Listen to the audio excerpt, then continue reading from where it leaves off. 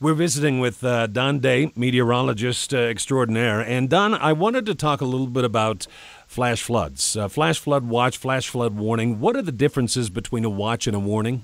Thing to remember about a watch, as the name implies, just think watching the weather. We're in a situation to where we're watching for the potential development of severe weather, whether it's a flash flood, whether it's a tornado.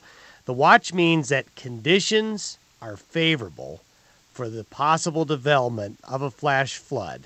Doesn't mean one's happening, but all the right parameters are in place. So when you have a watch, that's when you need to raise your awareness. That's when you want to start paying attention more, that we are looking at a situation where everything could come together to produce a flash flood. Yeah. Now, the flash flood warning, then, does that mean it's imminent? That's one that is happening. A warning means that a certain weather element, in this case a flash flood, is occurring or is about ready to occur. So when a warning is issued, you should make the assumption it's happening. It's not if it's going to happen, it's happening somewhere. Yeah. So let's talk a little bit about conditions. Obviously, we have had a wet spring here. We have a ground that is saturated. Conditions are ripe now for flash floods here and through much of the Midwest. That is correct. This time of year, especially after the wet spring we've had, but early June, especially in the Rocky Mountain West and the high plains in the Midwest, you still have a lot of snowpack melting and going into the river systems.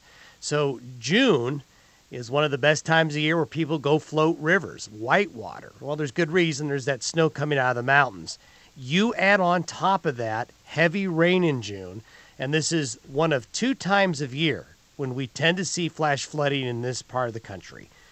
The runoff, which we're at right now, and during what we call the summer thunderstorm monsoon season in late July and early August. If you look at the bigger flash floods that have happened in the Midwest and the Rockies, it happens either in early June or late May, or it happens in that late July, early August time frame. Yeah. Now, let's talk a little bit about some things that are going on. We have seen this happen in Wyoming. We see this in other communities where we are, where these floods happen.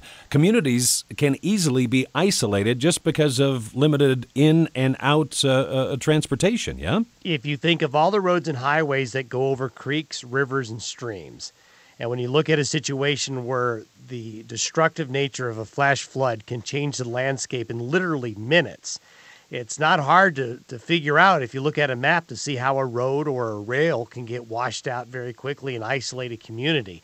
And the thing is that what happens in flash floods that usually leads to the biggest number of fatalities are people on the roads.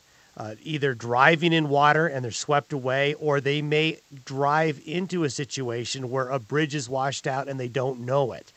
And so it's a situation to where when there is flash flooding, being in a car is one of the most dangerous places to be in, either swept away or unaware that a road's washed out. Yeah, and let's talk about some other survival tips here. I mean, obviously, we don't drive into standing water or rushing water into standing water because you never know what's underneath that water. But what are some of the other survival tips? Do you have any for us? Well, in flooding, this is one of those catch-22s, because a lot of times in some of the bigger flash floods that have happened in the Rockies and the high plains and Midwest, you have thunder, you have lightning, you have thunderstorms. And a lot of times to escape a flood, you think naturally, well, let's go to high ground.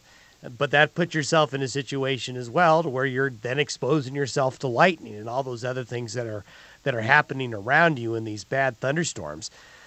Getting to high ground's one thing, to get yourself in a situation where you stay out of the floodwaters. But I always tell folks, they've done study after study, no matter how big your car is, no matter how heavy you think your pickup is, only 2 to 3 inches of fast-moving water can move a vehicle away very quickly. The first thing you can do is prepare yourself and be aware of your environment, meaning stay tuned to forecast. Make sure you have a weather radio handy that can automatically go off when these alerts happening.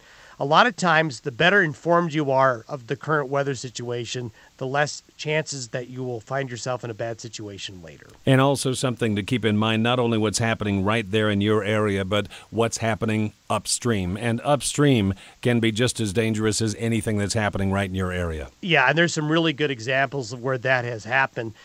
If we go back to the big Thompson flood near Estes Park, Colorado, in the mid-'70s, that was a situation where a thunderstorm in the mountains caused a flash flood that then translated many miles downstream, causing a lot of damage, a lot of fatalities. So a lot of times, if you find yourself on a creek or a river, you don't necessarily have to be under rain to be in a flood situation, because those waters upstream could be flooding and moving downstream later. Yeah. More information on the weather available to you here and online 24 hours a day at k2radio.com. Don, thanks so much for the time today. Thank you.